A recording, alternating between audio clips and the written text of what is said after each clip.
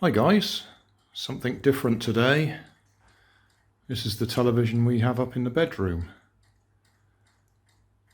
and it stopped working. I'll show you a couple of standard tests that people suggest you do. I seem to remember I've taken this one apart before when we couldn't get it to reset the signal properly. I can't remember what I did there, but whatever I did I fixed it. But this time it's a black screen. I'll just have a look which one it is.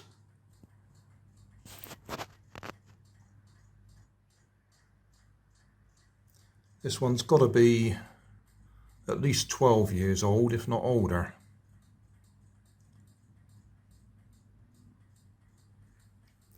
So I'll just show you the standard test that people suggest you do when you have a black screen like this.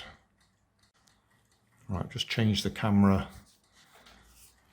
field of view. It's on standby at the moment. Little red light on. So press the button and we should get a green light. Yeah, green light there. Right, still nothing. What you want is a torch, and if you hold it at the right angle, what we're talking about is the backlight not working. There, you can see some writing.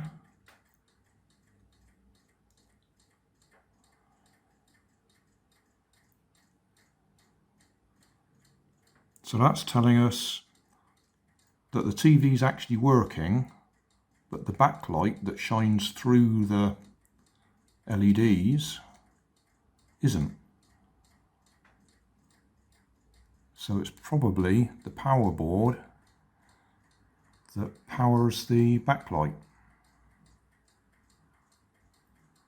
Yeah, I think we can see that pretty easily. You can see all the dust on it as well, but yeah, we can see writing. So it looks like it's the backlight not working.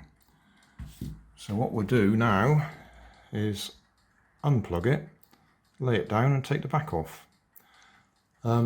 I know on the old televisions, like this one of the common problems is the capacitors blow.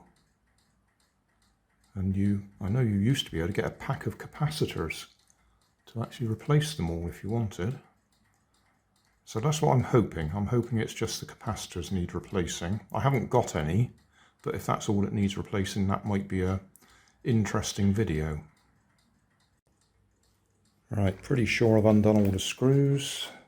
1, 2, 3, 4, 5, 6, 7.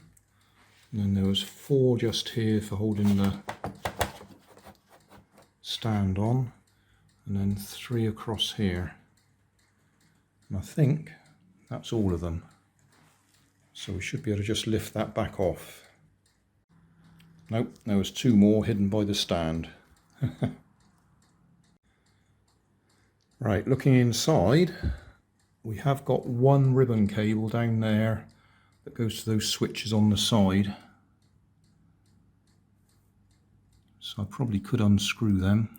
Well, I don't know, it might pull off. I'll have a look. Other than that, that was the only ribbon cable that gets in the way.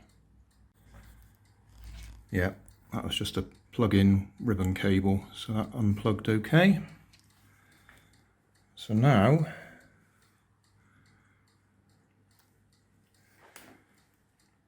power socket comes in there, around here. So this is the power board. And can we see any puffy looking capacitors? Right, we're in a bit closer. So for comparison, those are nice and flat on top, whereas that one's got a definite bulge on it. And I think one of the ones down in there has as well.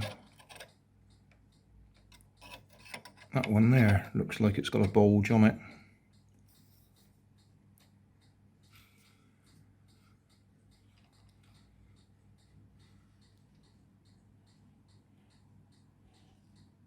That one looks okay, that one looks okay.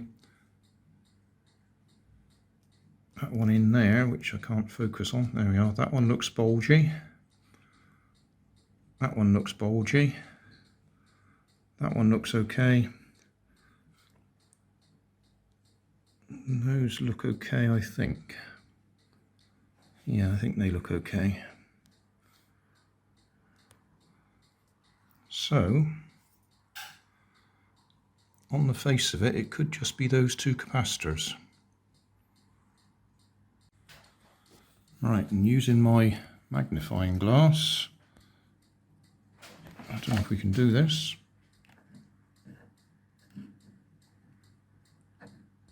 Oh, there we are, I think we can see it. 470 microfarads, 16 volts. How about that one? Oh, we can see that one even clearer. Well, we could. Where are I? Can't get the light to shine on it. There we are. 16 volt. Come on, focus. 16 volt, 470 microfarads.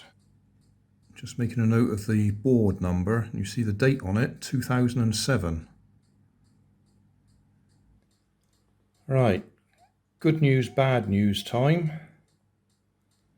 I've had a good look through all my stock and my scrap circuit boards, and I can't see any 470 microfarad 16 volt capacitors. I've got a few that are 25 volt, but I'd rather do a proper match. So that means I've got a choice. I can either order some on eBay or AliExpress or somewhere online, or I could look to see if you could actually find the power board available online. Sometimes they turn up. Or we can do what my wife wants, which is get a new television. In fact, it's not so much to replace this one, but the main television in the front room is an equal age, and she would like a smart TV. At the moment we got a smart box next to it, whereas we could have a smart TV and do it all in one. So that's my choice. It's get a new TV for the missus for downstairs, and then put the downstairs TV upstairs. That would replace this and make her happy.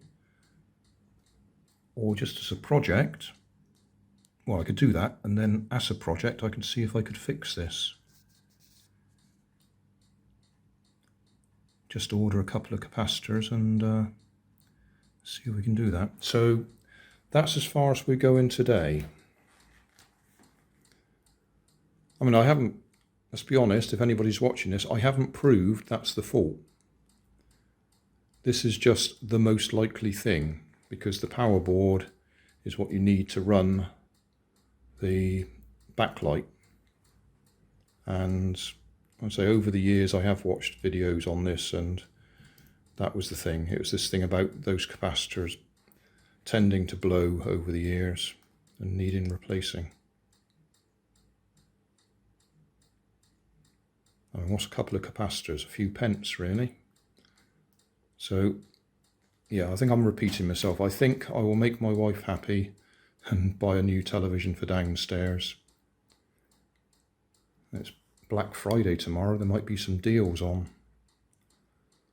And then put the downstairs one upstairs, and then just keep this as a project, or maybe dispose of it. Thanks for watching. There's always more information down in the video description. And if you like this video, you might like this one up here, and you might like to have a look at my channel over here, see what else I do. Thank you for watching.